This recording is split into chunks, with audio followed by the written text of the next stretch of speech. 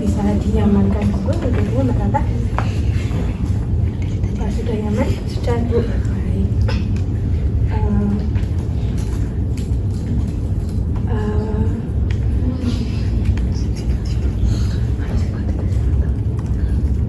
Bagaimana kabarnya hari ini Mbak Tata? Alhamdulillah kabar saya baik sekali Bu hari ini. Sepertinya sangat-sangat sumringah ya. Sangat Bu, karena saya sangat bahagia. Saya juga hari ini memakai baju kuning yang menandakan saya itu ceria dan sangat sesuai ya dengan Iya, satu nama ini. Oke, apakah Mbak Tata hari ini ada kegiatan sebelum ini? Tidak ada Ibu, kebetulan saya hari ini sangat free. Kemudian saya juga kemarin kan juga menghubungi adminnya Bu Siva ya. Jadi saya sudah merencanakan untuk datang ke sini melakukan sesi konseling. Baik Mbak Tata, karena tadi Mbak Tata sudah berkenalan lewat admin saya, berarti Mbak Tata sudah tahu bahwasanya nama saya Siva, dan saya juga sudah tahu bahwasanya nama Mbak adalah Mbak Tata, seperti itu ya. Mbak Tata kesini naik apa kalau boleh tahu? Kebetulan saya jalan kaki Bu, karena saya tidak memiliki kendaraan. Terus tempat tinggal saya juga lumayan dekat dari sini, jadi saya sekalian berolahraga, jadi saya jalan kaki. Sangat sehat ya Mbak? Iya, sehat sekali. Oke, mungkin sebelum pelaksanaan konseling, apakah Mbak Tata sudah pernah melaksanakan konseling sebelumnya? Belum pernah Ibu, kebetulan ini adalah pengalaman pertama saya melakukan konseling. Oke, baik. Kalau menurut Mbak Tata, apa sih konseling itu? Kalau menurut saya ya Ibu, sepengetahuan saya konseling itu dimana di situ ada konselor dan konseli, kemudian seorang konseli itu yang memiliki permasalahan, kemudian konselor membantu untuk menyelesaikan permasalahan dari konseli tersebut. Gitu. Intinya konseling itu sebuah kegiatan yang menyelesaikan permasalahan. Oke, baik. Apa yang disampaikan sama Mbak Tata itu sangat benar. Jadi saya di sini sebagai konselor yang akan menemani Mbak Tata untuk menyelesaikan permasalahan yang akan disampaikan Mbak Tata nanti. Nah, untuk Mbak Tata adalah sebagai konseli, yakni Mbak Tata akan menceritakan permasalahan yang dialami oleh Mbak Tata saat ini. Oke, Mbak Tata, apakah Mbak Tata sudah siap untuk mulai menceritakan permasalahannya?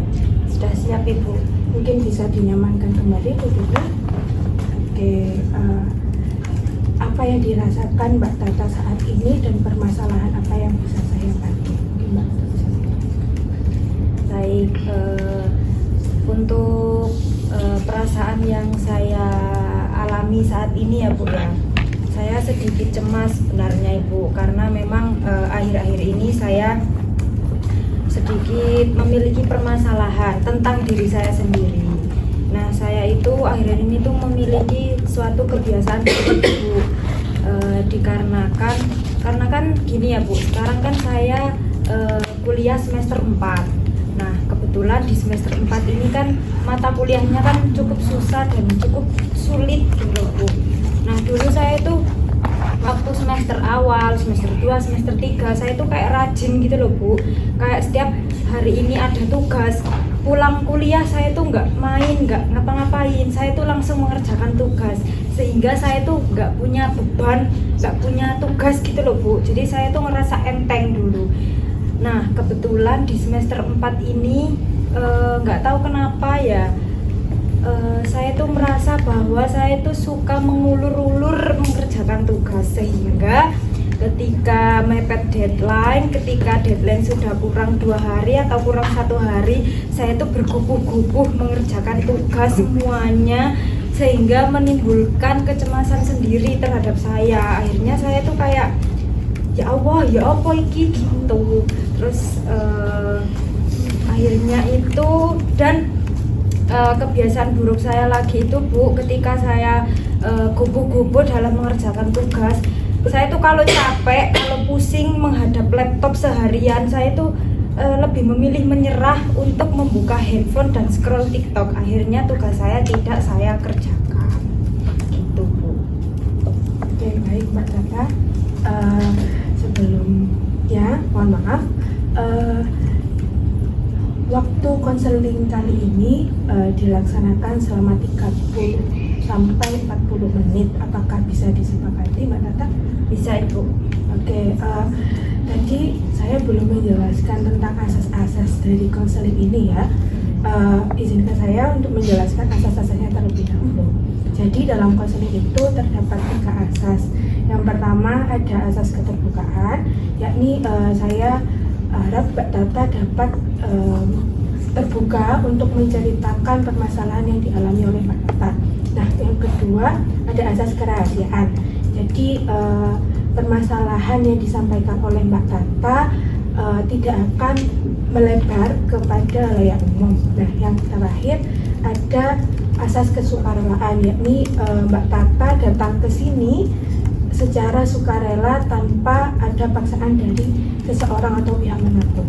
Bisa dipahami Mbak Tata? Bisa, Ibu. Oke, baik. Jadi permasalahan yang dialami oleh Mbak Tata tadi adalah Mbak Tata merasa cemas dan Mbak Tata kalau misalkan sudah pusing, sudah lelah menghadap dengan laptop ketika mengerjakan tugas, Mbak Tata akan menyerah dan lebih memilih untuk bermain sosmed. Dan permasalahan itu terjadi ketika Mbak Tata berada di semester 4, yang sebelumnya Mbak Tata di semester 1, 2, dan 3 sudah rajin atau bisa dibilang mengerjakan tugas sesuai dengan waktunya, bahkan sebelumnya sudah dikerjakan. Seperti itu ya Mbak Tata? Iya, Ibu. Oke, baik. Apa sih yang sebenarnya membuat Mbak Tata itu kayak malas untuk kayak lebih milih untuk menyerah, selain kayak pusing atau Mbak Tata kayak malas untuk melihat laptop lagi dan memilih memilih untuk bermain sosmed? Kalau alasan saya males untuk melanjutkan mengerjakan tugas ya, Bu, karena yang pertama saya capek, kedua saya pusing, ketiga saya lapar. Akhirnya ketika saya tidak bisa mengatasi ketiga permasalahan itu, saya lebih memilih bermain sosmed. Tetapi untuk awal kemalasan saya itu dikarenakan di semester 4 ini kan mata kuliahnya sulit ya, Bu. Cukup berat, cukup sulit. Jadi saya tuh kayak apa ya, belum berusaha mempelajari, belum berusaha untuk belajar. Saya tuh udah menyerah duluan, kayak saya tuh kok angel gitu. Terus akhirnya saya tuh lebih memilih ya wes males saja gitu, Bu. Itu awal mula saya males. Oke, baik. Dari situ Mbak Tata itu apa ada waktu di mana Mbak Tata itu merasa kalau misalkan Mbak Tata mengerjakan tugas dengan bersemangat, Mbak Tata itu kayak menemukan ibaratnya sesuatu yang berbeda, kayak perasaannya Mbak Tata jadi senang atau gimana ketika Mbak Tata malas? Oh, baik, Bu. Jadi ketika akhirnya ini kan saya malas. Terus kemudian ketika saya bersemangat, lagi semangatnya buat ngerjain tugas. Nah, perasaan saya itu kayak enak ya kalau tugasnya udah selesai. Maksudnya kayak misal ya, biasanya saya deadline 1 hari atau 2 hari baru saya ngerjain gitu loh, Bu. Nah, ketika saya deadline 3 hari atau 4 hari atau baru dikasih tugas kemudian langsung saya kerjakan, itu kayak saya tuh langsung rasa enteng gitu loh, Bu. Kayak beban di hidup saya itu berkurang setengah gitu loh, Bu. Jadi kayak saya ngerasa seneng aja gitu loh kalau saya itu bisa melawan rasa malas saya. Oke, baik. Secara tidak langsung Mbak Tata sudah melakukan itu di sebelum semester 4 ya Mbak Tata berarti. Iya. Tetapi ketika di semester 4 melakukan hal yang sama, Mbak Tata merasa lebih senang lagi. apa ketika Mbak Tata merasa senang itu, apakah tugas-tugas yang memang jauh-jauh hari belum dikumpulkan, misalkan ada 3 tugas dalam 1 minggu itu akan dikerjakan semuanya, atau hanya mengerjakan 1 tugas itu kemudian malas kembali? Kalau gini Bu, biasanya itu kayak misal ya 1 minggu ada 3 tugas gitu ya Bu, 3 tugas.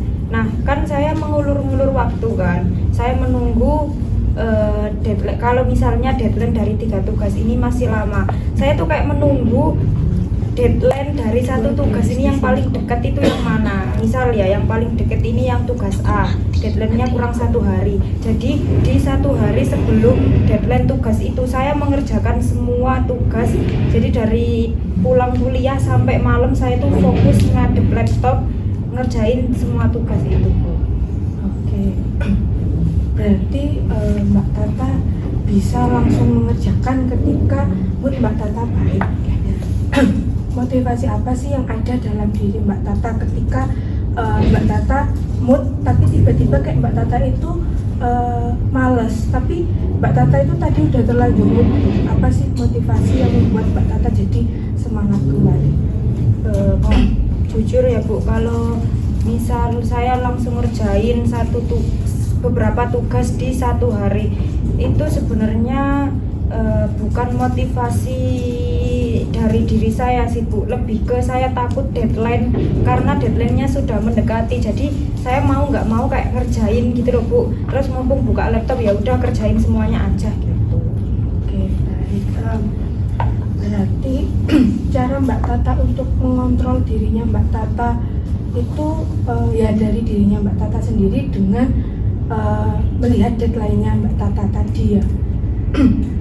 Oke, dari permasalahannya Mbak Tata, apakah teman-teman Mbak Tata juga mempengaruhi kayak rasa malasnya Mbak Tata, terus semangat belajarnya Mbak Tata, terus kayak bermain sosmed, atau mungkin teman-temannya Mbak Tata itu kayak apa ya, lebih memilih kayak ayo ngerjain bareng atau ada hal lain? Kalau dari teman-teman saya sih Bu, nggak ada ya yang mempengaruhi rasa kemalasan saya. Memang saya males itu murni dari dalam diri saya, karena memang saya itu cenderung gini, waduh susah, ya udah saya nggak mau belajar, nggak mau ngerjain gitu. Akhirnya ya jadi lama kelamaan jadi sifat buruk di dalam diri saya sendiri gitu Bu.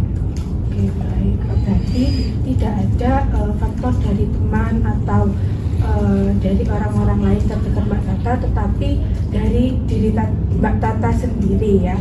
Iya Ibu. Oke,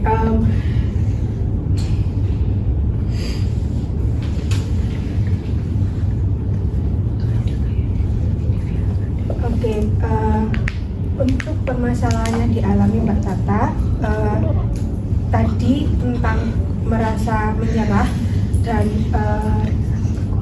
merasa malas ketika Mbak Tata sudah benar-benar pusing itu bisa ditetapkan sebagai permasalahannya Mbak Tata ya, dimana Mbak Tata tidak bisa gimana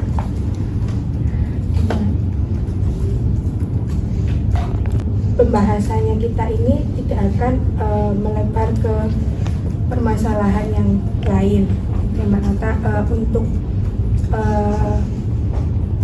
selanjutnya ada beberapa teknik yang bisa digunakan untuk penyelesaian permasalahan Mbak Tata. Yang pertama ada teknik modeling. Nah, teknik modeling ini Mbak Tata bisa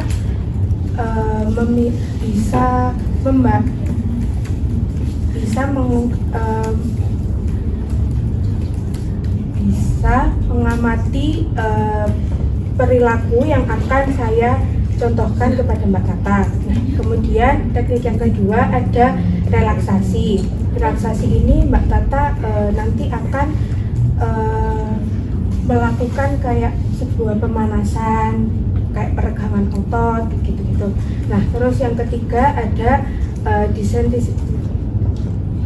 desensitisasi sistematis. Nah, di sini Mbak Tata bisa membayangkan bagaimana Mbak Tata itu nanti saya akan menceritakan sesuatu dan Mbak Tata akan membayangkan hal itu. Nah, yang keempat ada reinforcer. Nah, reinforcement ini Mbak Tata akan diberikan sebuah reward ketika saya memberikan sebuah soal dan Mbak Tata bisa melakukan hal itu, Mbak Tata akan saya berikan reward. Nah, dari 4 teknik itu Mbak Tata akan memilih teknik yang mana, bisa lebih dari satu. Dari permasalahan saya ya Bu ya, mungkin yang lebih relevan itu yang teknik relaksasi sama reinforcement. Oke, berarti Mbak Tata memilih teknik relaksasi dan reinforcement. Nah, untuk tekniknya mungkin di pertemuan ini akan dilaksanakan hanya satu teknik yang Mbak Tata dan teknik yang lainnya akan dilakukan di pertemuan selanjutnya. Nah, teknik yang digunakan pada pertemuan ini adalah teknik relaksasi. Nah, relaksasinya ini adalah relaksasi otot progresif, di mana saya nanti akan meminta Mbak Tata untuk melakukan sebuah gerakan di mana Mbak Tata akan merasa lebih rileks dan saya akan memberikan durasi waktunya.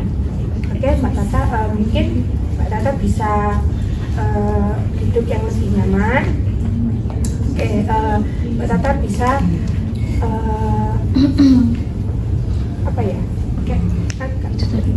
tidak bersandar. Nah, tidak bersandar. Oke, apakah Mbak Tata sudah siap? Siap. Oke, Mbak Tata bisa gini tangan, gini. Nah, nanti saya akan menghitung selama 5 detik ya Mbak Tata.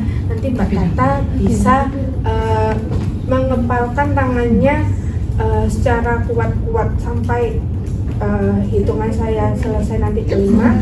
Nanti Mbak Tata akan saya berikan hitungan lagi untuk meregangkan genggaman tersebut. Oke? 1, 2, 3, 4. Oke, Mbak Tata bisa dijelaskan setelah ini. 1, 2, 3, 4, 5. Oke, untuk gerakan selanjutnya seperti ini Mbak Tata. Iya, nah seperti ini. Oke, satunya juga. 2 deh. Nah, ini ya Mbak Tata. Nah, oke, nanti saya hitung seperti tadi ya, 5 hitungan. Nanti Mbak Tata bisa kayak menarik gitu loh, kayak gini loh ya. Oh gitu ya. Nanti gini dulu. Iya, kayak maju dulu terus ditarik. Ya, nanti ya. Saya hitung 5 kali, oke? Ditarik ya. 1, 2, 3, 4, 5. Oke, Mbak Tata setelah ini direndangkan. 1, 2, 3, 4, 5. Oke. Apa yang dirasakan Mbak Tata setelah 2 gerakan tersebut? Saya lebih merasa rileks Bu. Saya otot-otot saya yang tadinya kaku sekarang sudah lemas. Oke, apakah Mbak Tata merasa gerakan yang saya berikan tadi kurang atau mungkin akan dicoba sekali lagi? Mungkin dicoba sekali lagi Bu. Oke, kalau misalnya saya tambah 1 gerakan lagi, tidak apa ya? Tidak apa-apa Bu. Oke, baik. Seperti ini Mbak Tata. Nah, ini. Nah, ya. Jangan langsung. Ya, pelan-pelan. Oke? Iya. Oke. Saya hitung sampai 5. Pelan-pelan. 1. Ya, oke ya. Saya hitung mulai 1, 2, 3, 4, 5. Ditarik ya, Mbak Lala. Ditarik 1, 2, 3, 4, 5. Oke. Kemudian yang selanjutnya yang kayak gini tadi. Ya, oke. Lagi ya. Menggenggam ya. Oke. 1, 2, 3, 4, 5. Oke, bisa digendurkan. 1, 2, 3, 4, 5. Oke, apakah Mbak Tata merasa lemas? Kalau lemas tidak Ibu, saya semakin merasa rileks, saya semakin otot-otot kaku saya di dalam tubuh saya ini rileks. Oke, baik. Satu lagi Mbak Tata, setelah itu selesai. Oke. Ayo, gini. Oke, tadi, ya ini. Ya, oke. Pelan-pelan ya. Ya. 1, 2, 3, 4, 5. Oke, sekarang dikendurkan. 1, 2, 3, 4, 5. Oke, apa yang dirasakan Mbak Tata setelah mencoba berarti ada 3 gerakan ya tadi. Apa yang dirasakan Mbak Tata? Apakah Mbak Tata merasa lebih fresh, lebih plong kayak yang ada di sekujur tubuhnya ini relax gitu? Iya Bu, saya merasa kayak tubuh saya ini pegal-pegal linunya sudah sembuh gitu Bu, karena otot saya tiba-tiba lemas dan rileks, jadi saya bisa lebih enak juga. Oke, baik. Setelah itu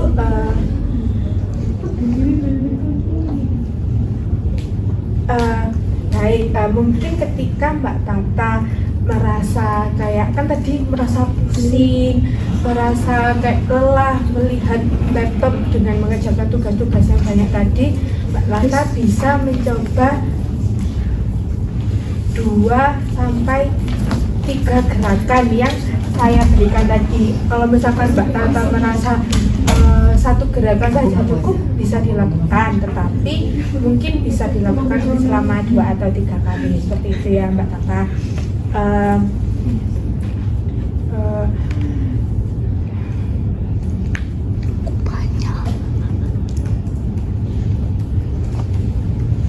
Oke, Mbak Tata, berarti teknik tadi bisa digunakan sebagai penugasan di sesi ini ya, sebagai nanti Mbak Tata bisa membuat laporan secara tertulis, kayak misalkan di hari ini, misal hari Senin jam 3 Mbak Tata merasa lelah melihat laptop karena tugasnya terlalu banyak.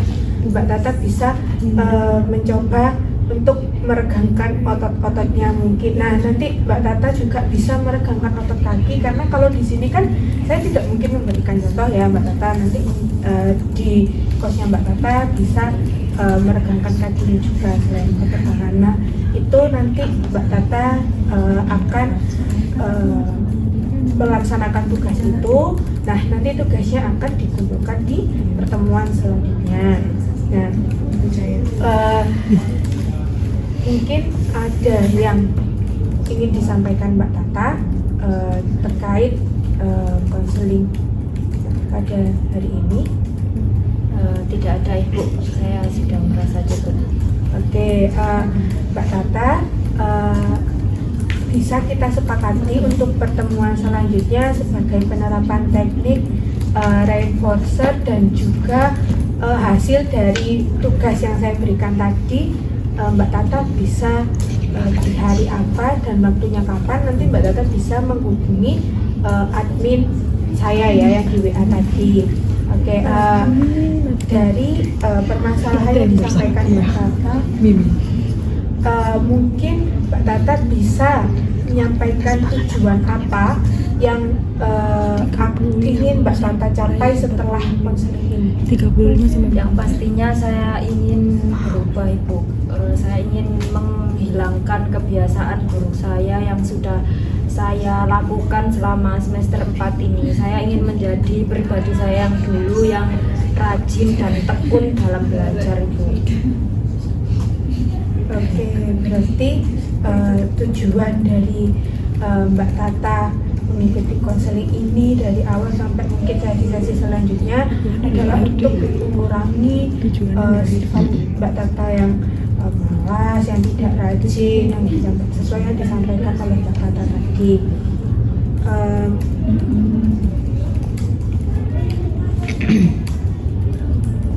Oke,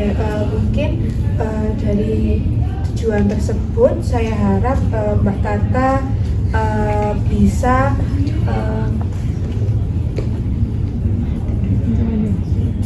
Mbak Tata mampu untuk menjadi pribadi yang lebih baik setelah sesi konseling ini dengan mungkin langkah awalnya dengan menerapkan teknik yang saya berikan tadi dan teknik-teknik selanjutnya yang akan saya berikan. Oke, jadi konseling pada hari ini Mbak Tata membahas tentang permasalahan Mbak Tata, yakni tentang Mbak Tata merasa cemas dan pusing ketika melihat laptop, sehingga Mbak Tata lebih memilih untuk mengalihkan kepada melihat sosial media atau kayak scroll TikTok dan lain-lain. Itu ya Mbak Tata, dan tujuannya Mbak Tata mengikuti konseling pada hari ini yakni untuk mengubah perilaku tersebut. Apakah ada yang kurang dari apa yang saya sampaikan? Sudah cukup. Oke, baik. Mungkin sudah saya sampaikan tadi ya, untuk sesi selanjutnya Mbak Tata bisa menghubungi admin saya. Apakah konseling ini bisa dicukupkan? Bisa Ibu. Oke, baik. Apakah Mbak Tata sudah merasa lebih rileks daripada tadi sebelum datang? Tadi datang dan sekarang sudah melakukan beberapa tahapan. Apakah sudah rileks? Sudah rileks. Apakah ada yang ingin disampaikan? Tidak ada. Tidak. Oke, baik.